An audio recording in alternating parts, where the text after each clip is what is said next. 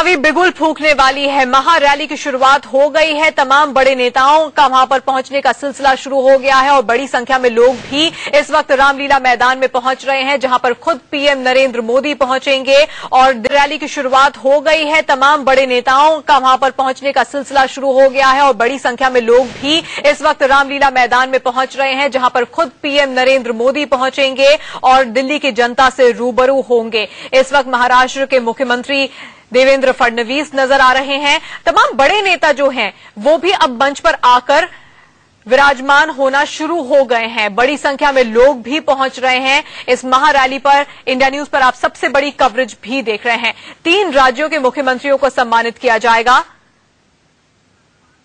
सतपाल महाराज इस वक्त देवेंद्र फडणवीस के साथ स्टेज पर बैठे हुए नजर आ रहे हैं। इसके अलावा कुछ और बड़े नेता हैं जो वहां पर पहुंच गए हैं। कुछ देर बाद खुद प्रधानमंत्री नरेंद्र मोदी वहां पर पहुंचेंगे और सीधे दिल्ली की जनता से रूबरू होंगे। दिल्ली में चुनाव की तारीखों का ऐलान अब किसी भी दिन किया जा सकता है और दिल्ली के चुनाव में पीएम नरेंद्र मोदी को आगे रखकर ही बीजेपी वोट मांगेगी, यानी कि कोई सीएम प्रोजेक्ट नहीं किया जाएगा। इस वक्त तो ऐसा ही लगता है और सीधे अरविंद केजरीवाल को टक्कर देने के लिए पीएम नरेंद्र मोदी ही मैदान में उतर रहे हैं। इस वक्त रामलीला मैदान से आप सीधी तस्वीरें देख रहे हैं। वहां पर लोगों के आने का सिलसिला भी शुरू हो गया है और हमारे साथ स्टूडियो में एक बड़ा सा पैनल जुड़ा हुआ है इस रैली पर बातचीत करने के लिए। रामकृपाल जी, ये बताइए कि नरेंद्र मोदी इस रैली के जरिए क्या दिल्ली को जीत पाएंगे? क्या इस रैली की बदौलत जो जमीनी ताकत इस वक्त बीजेपी की दिल्ली में है, जो कमजोर थी, उसे और मजबूत किया जा सकता है?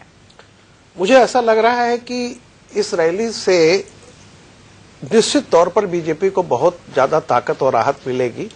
देखिए, एक सीधी बात है कि केजरीवाल का जो पिछले चुनाव में जो उनका यूएसपी था, ईमानदारी, भ्रष्टाचार के खिलाफ एक मुहिम, जिसके सवाल पर ये पूरा अन्ना हजारे के जन आंदोलन से ये पार्टी पैदा हुई थी, उसका पहला टेस्ट था वहां पे।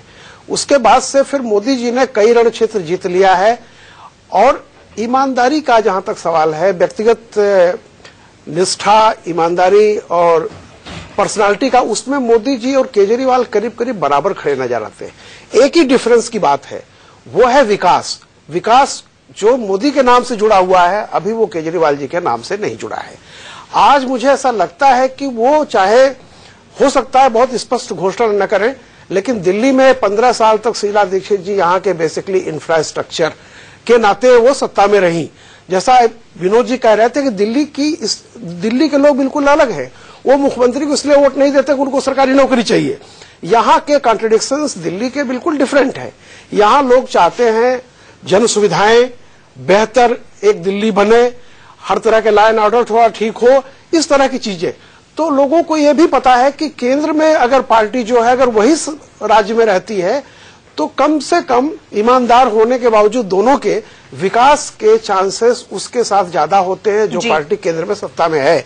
तो मुझे लगता है कि आज लोग ये देखेंगे कि घोषणाएं क्या हैं। निष्ठा और ईमानदारी के बाद मैं समझता हूं वो टॉपिक छुआ नहीं जाएगा, क्योंकि उसमें केजरीवाल बराबर पड़ते हैं और मोदी जी बराबर, हिसाब बराबर है जी। तो ये टफ लड़ाई है, इसमें भी कोई दो राय नहीं है कि केजरीवाल भी पहली बार 4 विधानसभाओं के चुनाव के बाद ये 5वां जो है जहां पे टफ फाइट देने वाले हैं। बिल्कुल। एक चीज और विनोद जी आपके पास आऊंगी, लेकिन इस वक्त मंच से बीजेपी के सांसद उदित राज क्या कह रहे हैं, एक बार सुन लेते हैं। मेरे सांसद मित्रों, दिल्ली को या दिल्ली वासियों के लिए इतना अच्छा समय कभी न आया होगा। मैं खास तौर से उन लोगों से बात कर रहा हूं जो झुग्गी झोपड़ियों में रहते हैं, जो गरीब हैं, जो दलित हैं। मैं सोच रहा था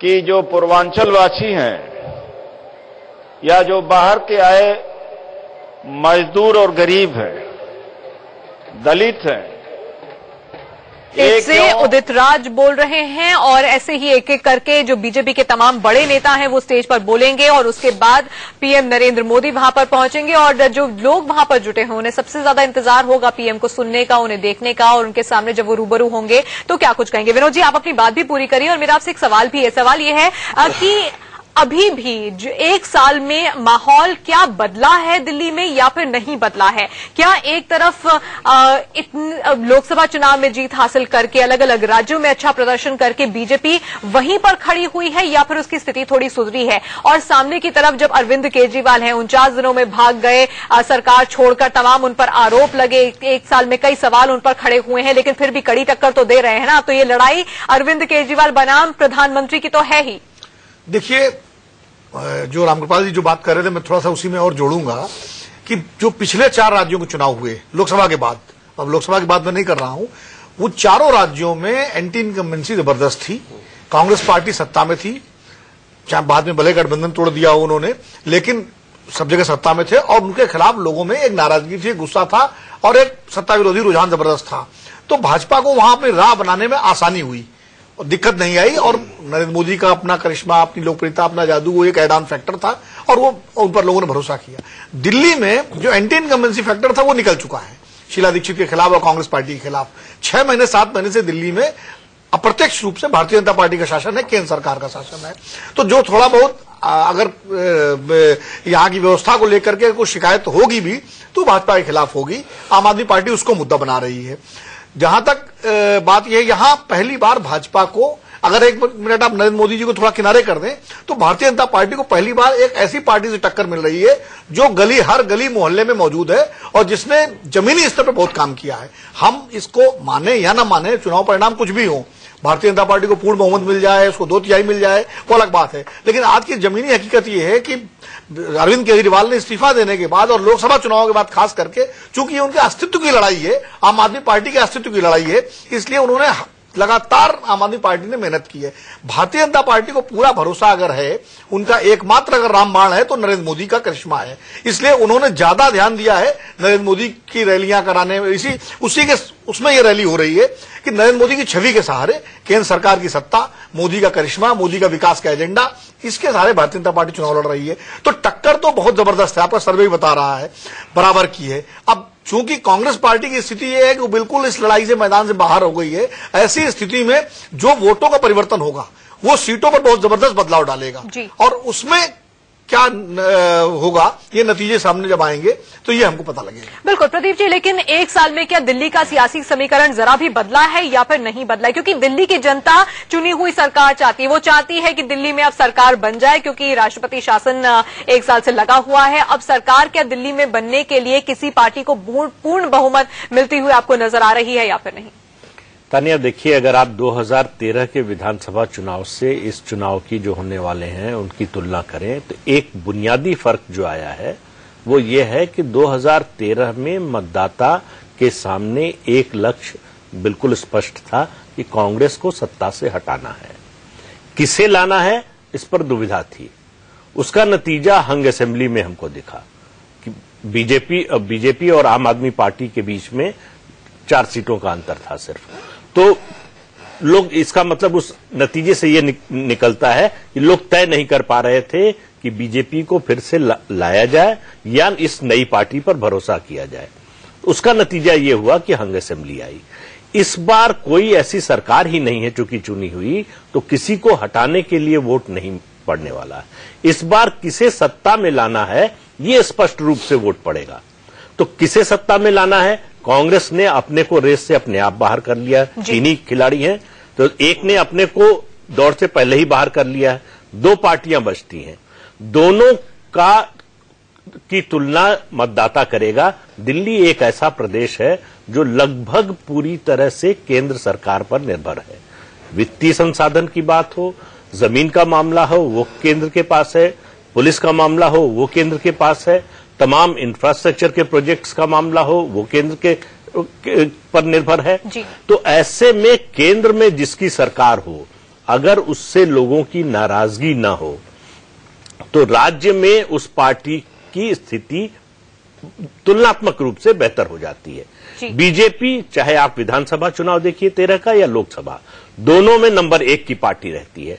आमतौर पर यह होता है चुनावों में कि जो विनिंग मोमेंटम जिस पार्टी के साथ होता है वो कैरी ऑन करता है, आगे जाता है। और ये 4 राज्यों में अभी जो चुनाव हुए उसमें हमने देखा है कि बीजेपी के साथ वो विनिंग मोमेंटम बना हुआ है। ऐसे राज्यों में जीती है जहां झारखंड को छोड़कर वो तीसरे चौथे नंबर की पार्टी थी। तो ऐसे राज्यों में जो पार्टी जीत रही हो, जाहिर है कि उसके प्रति लोगों का एक रुझान है। तो आपको लगता है कि पूर्ण बहुमत की सरकार बनेगी? आपको प्रदीप जी लगता है, एक लाइन में पूछ रही हूँ कि क्या आपको लगता है पूर्ण बहुमत किसी पार्टी को मिलेगी इस बार? मुझे लगता है कि निश्चित रूप से इस बार हंग असेंबली नहीं आएगी, ठीक है, किसी एक पार्टी को स्पष्ट बहुमत। चलिए, और इस वक्त स्टेज पर भी हम देख रहे हैं कि गहमागहमी बढ़ गई है, तमाम बड़े नेता वहां पर पहुंच रहे हैं। लेकिन इस महारैली के लिए क्या क्या तैयारियां की गई थी, इस महारैली के जरिए क्या क्या उम्मीदें बीजेपी को है, इस पर बीजेपी के दिल्ली के प्रदेश अध्यक्ष सतीश उपाध्याय से हमारे संवाददाता यतेंद्र ने कुछ देर पहले बातचीत की थी। क्या कुछ उन्होंने कहा, सुनिए।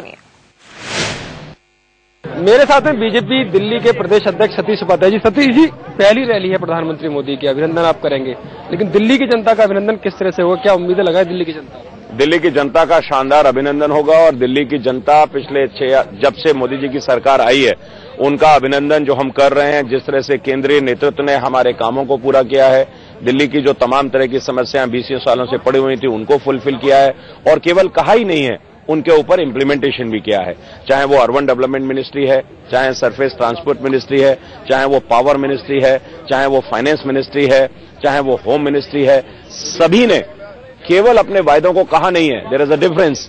उन सभी के मंत्रालयों में उन योजनाओं पर पूरी तरह से उन्होंने उनको लागू भी किया है। आप लोगों को जब इतना विश्वास है कि तमाम योजनाएं लागू की गई है, तो एक चेहरा क्यों नहीं पेश कर पा रही बीजेपी? क्या चेहरे की कमी है, क्या नेताओं की कमी है दिल्ली बीजेपी? कोई आवश्यकता नहीं है, सवाल बार बार सभी जो लोग आप लोग करते हैं, लाजमी है आपका सवाल करना।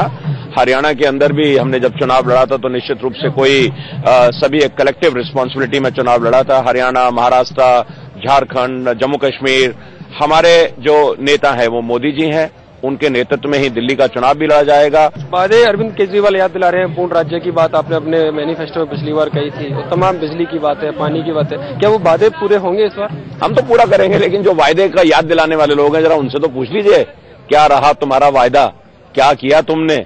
आज तमाम तरह की जो सवाल आपके बारे में खड़े हो रहे हैं, जिस तरीके से शीला दीक्षित जी कह रही हैं कि आपके साथ मिलकर सरकार बनाएंगे, वायदा तो उन्होंने भी किया था सत्येंद्र जी कि निश्चित रूप से यतेंद्र जी कि हम कसम खाते हैं अपने बच्चों की कि कांग्रेस के साथ कभी मिलेंगे नहीं। धन्यवाद। ये है सतीश उपाध्याय जो कह रहे हैं कि आम आदमी पार्टी अपने वादों को भूल रही है, अपने बच्चों की कसम खाने के बावजूद भी कांग्रेस के साथ गई। जहां तक बीजेपी की बात है, तमाम वादे और जो किए हैं बीजेपी ने जनता से वो हमेशा पूरे किए और आगे भी पूरे करते रहेंगे। कैमरामैन अवधेश के साथ यतेंद्र शर्मा, इंडिया न्यूज, दिल्ली। चलिए, इस वक्त सीधे रामलीला मैदान का रुख कर लेते हैं। ब्यूरो चीफ राकेश कुमार सिंह हमारे साथ जुड़े हुए हैं। राकेश, वहां से अपडेट दीजिए। 11 बजे का वक्त है, इस वक्त 11:42 हो गए हैं। कौन कौन से नेता मंच पर पहुंच चुके हैं, कितनी देर में प्रधानमंत्री वहां पहुंचने वाले हैं?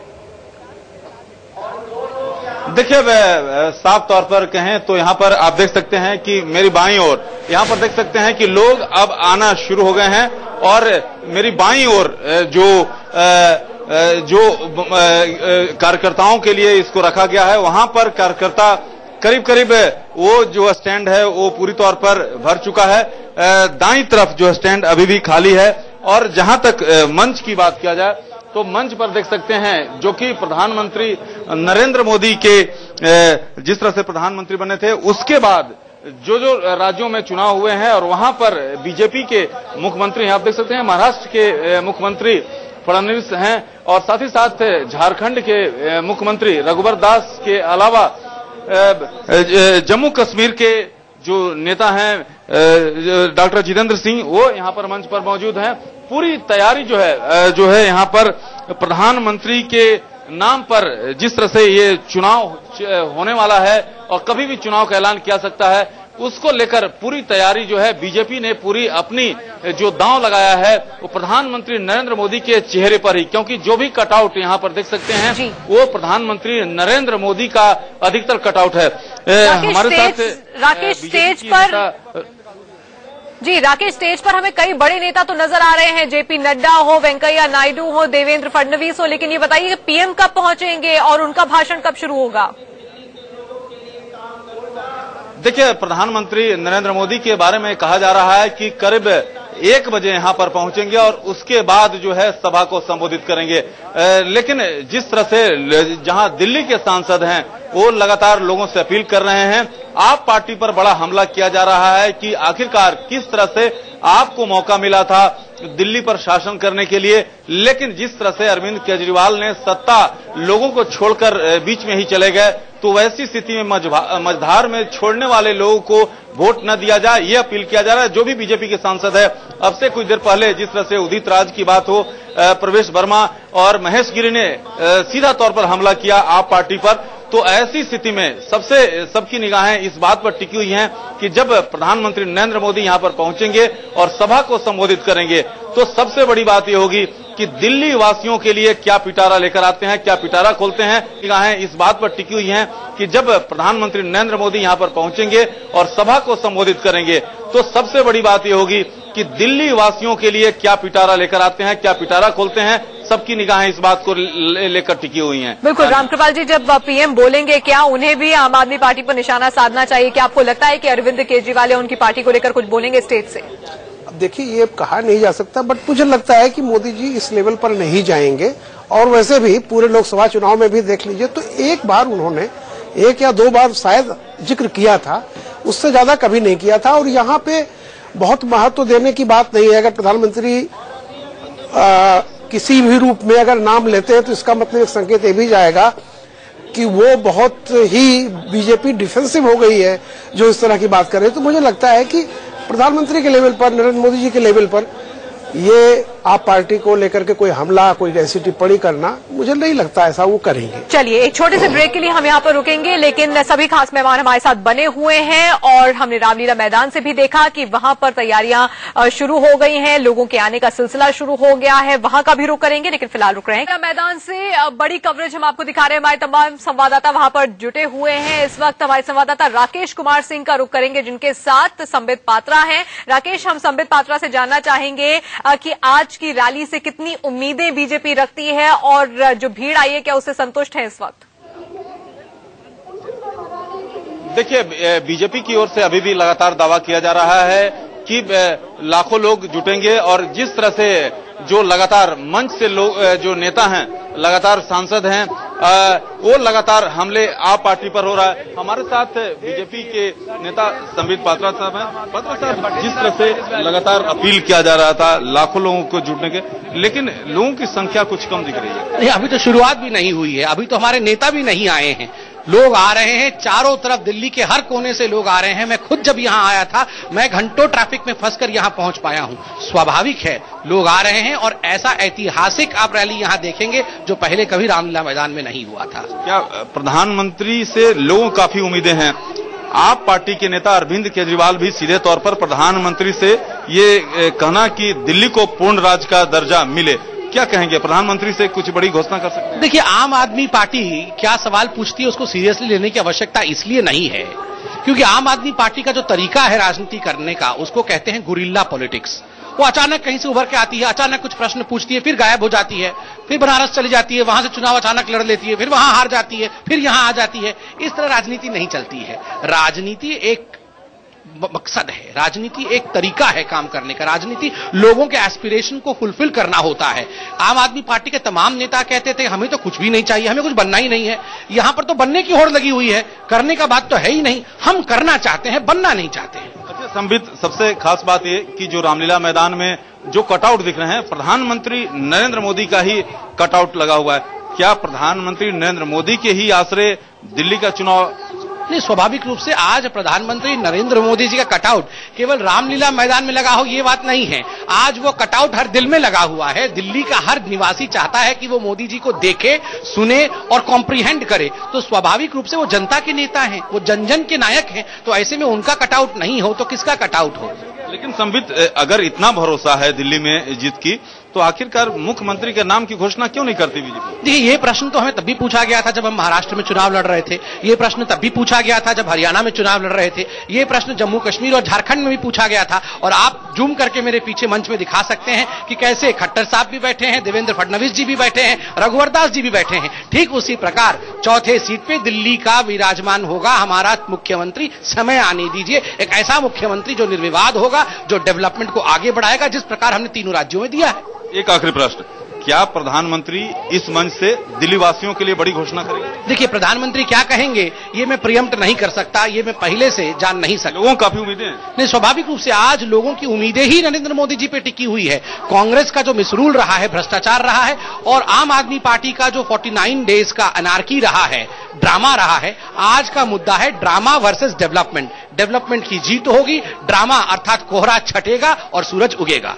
तो ये थे संबित पात्रा, जिनका साफ तौर पे कहना है कि जिस तरह से प्रधानमंत्री नरेंद्र मोदी पर दिल्ली वासियों को भरोसा है और इसके बलबूते बीजेपी जो है दिल्ली की नैया पार करना चाहती है।